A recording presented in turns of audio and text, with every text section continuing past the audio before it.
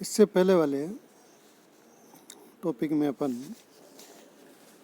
बौद्ध धर्म की स्थापना व बुद्ध की जीवनी के बारे में पढ़ चुके हैं। आज हम बौद्ध धर्म की शिक्षाएं और सिद्धांत के बारे में अध्ययन करेंगे।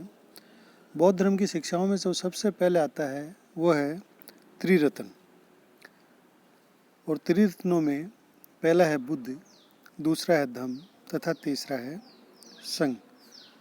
बौद्ध धर्म के मानने वाले लोग इन त्रिरत्नों में विश्वास करते हैं, बुद्ध के अंदर और उसके द्वारा दिए गए जो सिद्धांत है धम्म, तथा जो बुद्ध द्वारा संघ बनाया गया उस संघ के अंदर बौद्ध धर्म मानने वाले विश्वास रखते हैं। इनको बौद्ध धर्म के त्रिरत्नों के नाम से जाना जाता है। महात्मा बुद्ध की शिक्षाओं का जो मूल आधार है वो उनके द्वारा दिए गए 4 आर्य सत्य हैं, और ये 4 आर्य सत्य, पहला इसमें दुख है।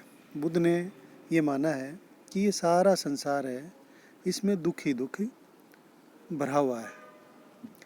दूसरा है दुख समुदाय, यानी कहीं भी चले जाओ दुख ही मिलेगा आपको, दुख का समुदाय है, दुख इकट्ठा होता है। तीसरा है दुख निरोध, अगर दुख है तो दुख का निरोध भी किया जा सकता है, यानी दुख को हटाया भी जा सकता है, दुख से छुटकारा भी प्राप्त किया जा सकता है। और जो चौथा है वो है दुख निरोध गामिनी प्रतिपदा, दुख निवारक मार्ग, यानी दुख को दूर करने के लिए एक निश्चित मार्ग का अगर अपन अनुकरण करें तो दुख को दूर किया जा सकता है। और बुद्ध ने जो अपने जीवन के 4 दर्शय देखे, रोगी, मर्द, वर्द और सन्यासी, और उसके बाद में जब उन्होंने वैराग्य लेने का जो फैसला किया वो भी इन्हीं दुखों के कारण किया था कि संसार दुख में है, संसार दुखों से भरा हुआ है और इन दुखों से छुटकारा पाना है।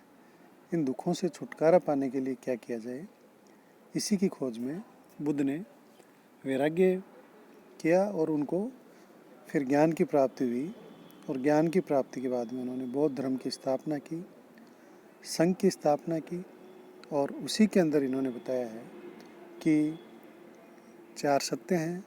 उन 4 सत्यों में पहला है दुख, दूसरा दुख समुदय, तीसरा है दुख निरोध, और चौथा है दुख निरोध गामिनी प्रतिपदा। जो चौथा आर्य सत्य है वो सबसे महत्वपूर्ण है। इस चौथे आर्य सत्य में बुद्ध ने 8 मार्ग बताए हैं, जिसे अष्टांगिक मार्ग भी कहा जाता है। इन 8 मार्गों द्वारा बुद्ध ये बताता है कि जीवन से दुखों से मुक्ति किस तरह से प्राप्त की जा सकती है। यानी इन 8 मार्गों का अगर कोई व्यक्ति अनुसरण करता है, इन मार्गों में चलता है, तो वो निर्वाण की प्राप्ति कर जाता है, दुखों से छुटकारा उसे प्राप्त हो जाता है। पहला है सम्यक दृष्टि, यानी जो व्यक्ति की दृष्टि है वो सम्यक होनी चाहिए। सम्यक संकल्प, उसका जो संकल्प है वो सम्यक होना चाहिए, सभी के प्रति एक जैसा होना चाहिए। तीसरा है सम्यक वाणी, अपनी वाणी है उसके अंदर संयम होना चाहिए। सम्यक कर्मांत, उसके जो कर्म है वो संयमपूर्ण होने चाहिए। सम्यक आजीव, जो आजीविका है, जो कमा रहा है, वो संयमपूर्वक यानी धर्मपूर्वक होनी चाहिए। सम्यक व्यायाम, सम्यक स्मृति और सम्यक समाधि। इस तरह से अष्टांगिक मार्ग के ये 8 मार्ग हैं, और इन 8 मार्गों द्वारा संयम रखते हुए और धर्म के अनुकूल कर्म करते हुए अगर कार्य किया जाए तो व्यक्ति को समाधि की प्राप्ति हो जाती है, यानी दुखों से मुक्ति प्राप्त हो जाती है, उसे निर्वाण प्राप्त हो जाता है। इसे अष्टांगिक मार्ग कहा जाता है। इस अष्टांगिक मार्ग को मध्यम मार्ग भी कहा जाता है। बुद्ध के अष्टांगिक मार्ग का स्रोत तैत्तिरीय उपनिषद है। इसको मध्यम मार्ग इसलिए कहा जाता है कि बुद्ध ने जो रास्ता अपनाया निर्वाण के लिए या दुखों के अंत के लिए, वो बीच का रास्ता था, उसमें अति नहीं थी। बौद्ध धर्म में पंचशील का सिद्धांत लिया गया है, जो छांदोग्य उपनिषद से लिया गया है, और बौद्ध धर्म के अनुसार मानव जीवन का जो परम लक्ष्य है वो निर्वाण की प्राप्ति करना है। निर्वाण का अर्थ है बुझ जाना, यानी निर्वाण की प्राप्ति जीवित रहते हुए भी की जा सकती है, जबकि महापरिनिर्वाण मृत्यु के बाद ही प्राप्त हो सकता है। तो बौद्ध धर्म का जो अंतिम लक्ष्य है या मानव जीवन का जो परम लक्ष्य है वो निर्वाण की प्राप्ति, और निर्वाण का अर्थ है बुझ जाना, यानी सभी तरह के दुखों से छुटकारा पा लेना ही निर्वाण है। निर्वाण की प्राप्ति जीवित रहते हुए भी की जा सकती है, जबकि महापरिनिर्वाण मृत्यु के बाद ही प्राप्त हो सकता है। जैसा कि अपन जानते हैं कि बुद्ध की जो मृत्यु हुई 483 ईसा पूर्व में, उसको महापरिनिर्वाण के नाम से जाना जाता है। बौद्ध धर्म में कारणता का जो सिद्धांत है वो प्रतीत्य समुत्पाद कहा जाता है, और प्रतीत्य समुत्पाद उनके दूसरे और तीसरे आर्य सत्य में निहित है, यानी दुख समुदाय और दुख निरोध, जिसमें दुख के कारण और दुख के निरोध की चर्चा की गई है। दूसरा जो आर्य सत्य है उसमें दुख समुदाय यानी दुख के कोई न कोई कारण होते हैं, और दुख निरोध यानी दुख का निरोध भी किया जा सकता है। ये प्रतीत्य समुदाय के अंदर है। प्रतीत्य समुदाय का ये अर्थ होता है किसी वस्तु के होने पर किसी अन्य वस्तु की उत्पत्ति, यानी कोई भी जो चीज़ उत्पन्न होती है उसके पीछे कोई न कोई कारण होता है। ये बौद्ध धर्म का कारणता का सिद्धांत भी है। जीवन की कोई भी घटना बिना किसी कारण के घटित नहीं होती। जो भी घटना घटित होती है उस घटना के पीछे कोई न कोई कारण अवश्य होता है। इसी को प्रतीत्य समुत्पाद कहते हैं। प्रतीत्य समुत्पाद में 12 क्रम हैं, जिन्हें द्वादश निदान कहा जाता है। यानी इन 12 निदानों द्वारा व्यक्ति दुखों से और जीवन में निर्वाण की प्राप्ति कर सकता है। ये द्वादश निदान है अविद्या, संस्कार, विज्ञान, नाम रूप, षडायतन, स्पर्श, वेदना, तर्षणा, उपादान, भव, जन्म और पुनर्जन्म तथा जरा और मरण। इनके द्वारा व्यक्ति निर्वाण की प्राप्ति कर सकता है। इसे द्वादश निदान कहते हैं। बौद्ध धर्म अनिश्वरवादी व अनात्मवादी है, यानी बौद्ध धर्म ईश्वर के मुद्दे पर हमेशा चुप रहा है। जब भी बुद्ध को ईश्वर के बारे में पूछा गया तो बुद्ध ने इसका कभी कोई जवाब नहीं दिया है। बौद्ध धर्म अनिश्वरवादी है, यानी वो ईश्वर में विश्वास नहीं करता। अनात्मवादी है, आत्मा में विश्वास नहीं करता।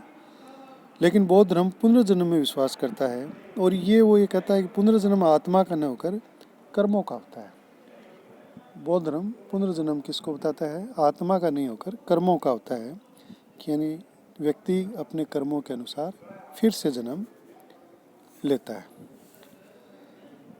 महात्मा बुद्ध ने वर्ण व्यवस्था व जाति प्रथा का विरोध किया। वो बौद्ध संघ का दरवाजा सभी जातियों के लिए खोल दिया। जैसा कि अपन शुरू में पढ़ चुके हैं, बौद्ध धर्म की जो उत्पत्ति है या जैन धर्म की जो उत्पत्ति है वो वैदिक कर्म कांडों के खिलाफ हुई थी। वैदिक कर्म कांडों के अंदर वर्ण व जाति व्यवस्था प्रभावी हो गई थी, और उसके अंदर भी बहुत से कर्म कांड हो गए थे। लोगों के अंदर भेदभाव किया जाता था। इन सब का बौद्ध धर्म ने विरोध किया, और जो बौद्ध संघ था उसके अंदर सभी जातियों को, व्यक्तियों को शामिल किया जाता था। महात्मा बुद्ध ने अपने प्रिय शिष्य आनंद के कहने पर महिलाओं को भी बौद्ध संघ में अनुमति दे दी थी, यानी महिलाओं को भी बौद्ध संघ में प्रवेश की अनुमति थी।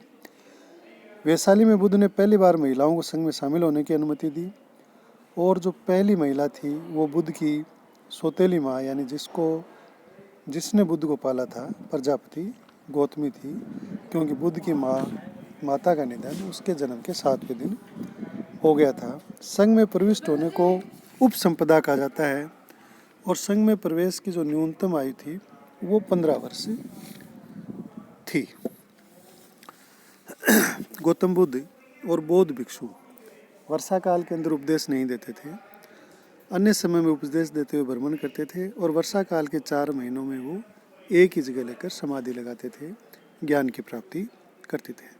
बुद्ध के जीवन से जुड़ी घटनाओं के अनुसार स्थान क्रम लुम्बिनी उनका जन्म स्थल है, कपिलवस्तु बोध गया जहाँ उनको ज्ञान की प्राप्ति हुई, सारनाथ जहाँ उन्होंने पहला उपदेश दिया, और कुशीनगर जहाँ पर उनकी मृत्यु हुई। ये बुद्ध के जीवन से जुड़ी घटनाओं के प्रमुख स्थान हैं। प्रारंभ में बौद्ध संघ सभी के लिए खुला था, परंतु 15 वर्ष परंतु बाद में 15 वर्ष से कम आयु वालों, चोर, हत्यारों, ऋणी, दासों, रोगी व्यक्तियों का संघ में प्रवेश वर्जित कर दिया गया। बौद्ध धर्म गणतंत्र प्रणाली पर आधारित था। बौद्ध धर्म में बुद्ध पूर्णिमा का अत्यधिक महत्व है, क्योंकि इसी दिन बुद्ध का जन्म, बुद्ध को ज्ञान की प्राप्ति और महापरिनिर्वाण तीनों ही बुद्ध पूर्णिमा के दिन हुए थे। बुद्ध के जन्म से जुड़े हुए 8 स्थानों को अष्ट महास्थान कहा गया है, जो लुम्बिनी, बोधगया, सारनाथ, कुशीनगर, सारस्वती, शंकासे, राजगृह और वैशाली थे। महात्मा बुद्ध ने अपने उपदेश पाली भाषा में दिए हैं। बुद्ध ने निर्वाण प्राप्ति के लिए सदाचार व नैतिकता पर आधारित 10 शीलों पर अधिक महत्व दिया है।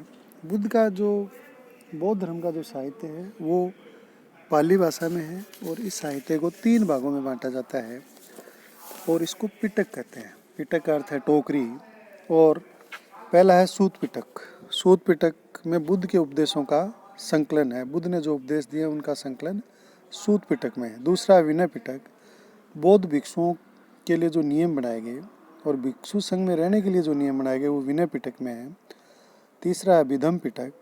धम्म संबंधी दार्शनिक विवेचन, यानी बौद्ध धर्म से संबंधित जो दार्शनिक विवेचन है वो अभिधम पिटक के अंदर है। इस तरह से बौद्ध धर्म के 3 पिटक हैं जिनको त्रिपिटक के नाम से जाना जाता है और ये है सूत पिटक, विनय पिटक और अभिधम पिटक है। तो ये 3 किताबें हैं जो पाली भाषाओं में हैं और इनको पिटक कहते हैं। त्रिपिटकों पर महाभाष्य के रूप में अट्ठ कथा नामक पुस्तक लिखी गई। सूत पिटक को प्रारंभिक बौद्ध धर्म का एनसाइक्लोपीडिया कहा जाता है। बुद्ध के पूर्व जन्म की कथाएं सूत पिटक में वर्णित हैं और बुद्ध के पूर्व जन्म की कथाओं को जातक कथाओं के नाम से जाना जाता है। महावस्तु व ललित विस्तार बुद्ध की पौराणिक जीवनियाँ हैं। ललित विस्तार महायान का प्राचीनतम ग्रंथ है तथा महावस्तु को हीनयान व महायान के मध्य पुल माना जाता है। तो इस तरह से ये प्रमुख बौद्ध धर्म की शिक्षाएं और सिद्धांत थे, जिनमें सबसे प्रमुख हैं त्रिरत्न, बुद्ध, धम्म तथा संघ। फिर 4 आर्य सत्य हैं: दुख, दुख समुदाय, दुख निरोध, दुख निरोधगामिनी प्रतिपदा, यानी संसार में दुख है, दुख के कारण हैं और दुख के कारणों का निरोध किया जा सकता है, रोका जा सकता है उन कारणों को। और अंत में उन दुखों के निरोध के लिए एक मार्ग है। इस मार्ग को अष्टांगिक मार्ग कहते हैं। अष्टांगिक मार्ग के 8 पहलू हैं, 8 मार्ग हैं, जिनके मध्य से गुजरकर व्यक्ति को निर्वाण की प्राप्ति हो सकती है। और मानव जीवन का जो परम लक्ष्य है वो निर्वाण माना गया है। निर्वाण का अर्थ है बुझ जाना, यानी पूरी तरह से दुखों का निवारण हो जाना, किसी भी प्रकार के दुख नहीं रहना। बौद्ध धर्म का जो कारणता का सिद्धांत है उसे प्रतीत्य समुत्पाद कहते हैं। और प्रतीत्य समुत्पाद का अर्थ है कि किसी भी वस्तु के होने पर किसी अन्य वस्तु की उत्पत्ति, यानी कोई भी जो काम होता है, कोई भी जो घटना घटित होती है उसके पीछे कोई न कोई कारण अवश्य होता है। बौद्ध धर्म अनिश्वरवादी है, अनात्मवादी है, यानी ईश्वर में विश्वास नहीं करता, आत्मा में विश्वास नहीं करता। बौद्ध धर्म के जो उपदेश हैं वो पाली भाषा में दिए गए हैं और बौद्ध धर्म का जो साहित्य है वो 3 भागों में विभाजित है, जिसको त्रिपिटक कहते हैं। और इनमें सूत पिटक, विनय पिटक और अभिधम पिटक, ये 3 मुख्य हैं। बुद्ध की जो पूर्व जन्म की कथाएं हैं उनको जातक कथाएं कहते हैं और ये सूत पिटक में वर्णित हैं। ये प्रमुख बौद्ध धर्म की शिक्षाएं और सिद्धांत हैं। धन्यवाद।